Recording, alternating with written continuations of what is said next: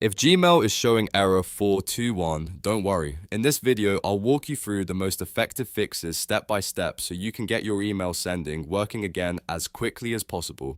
Error 421 usually happens when Gmail temporarily restricts sending because of too much activity, delivery issues, or authentication problems with your domain or email app. The good news is that in many cases, it is not a permanent problem and you can fix it with a few simple checks. If this video helps, make sure to hit the like button and subscribe for more quick tech tutorials like this. First, wait before sending again. If you have been sending a lot of emails in a short period of time, Gmail may place a temporary sending restriction on your account. The easiest fix is to pause outgoing emails for 24 to 48 hours. This gives Gmail time to reset the temporary rate limit and evaluate your account activity again. During this time, avoid sending test emails repeatedly because that can extend the restriction instead of fixing it. Next, reduce your email volume. Gmail has sending limits, and if you send large batches too quickly, you can trigger error 421 again. As a general rule, stay within Gmail's daily sending limits, which are typically around 500 to 2,000 emails per day, depending on the type of account you have and how it's configured.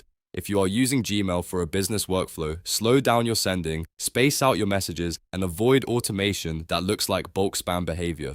This alone can make a huge difference. Now let's move on to email authentication, because this is one of the biggest reasons email delivery fails. Open your domain DNS settings and check your SPF, DKIM, and DMARC records. These records tell Gmail and other mail servers that your messages are legitimate and authorized to be sent from your domain. If any of these records are missing or set up incorrectly, Gmail may trust your messages less and restrict or reject delivery. Make sure SPF is published correctly, DKIM is enabled and signing outgoing messages properly, and DMARC is added with the right policy for your domain. If you are not sure how to verify them, check your domain host or email provider's documentation and confirm that everything matches exactly.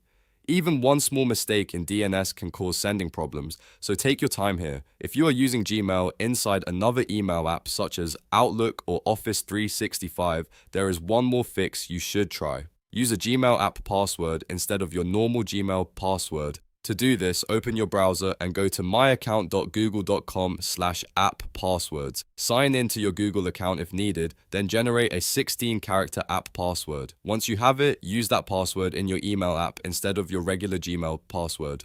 This is especially important if you have two-factor authentication turned on, because many apps require an app password to connect properly. After setting it up, restart your email app and try sending again.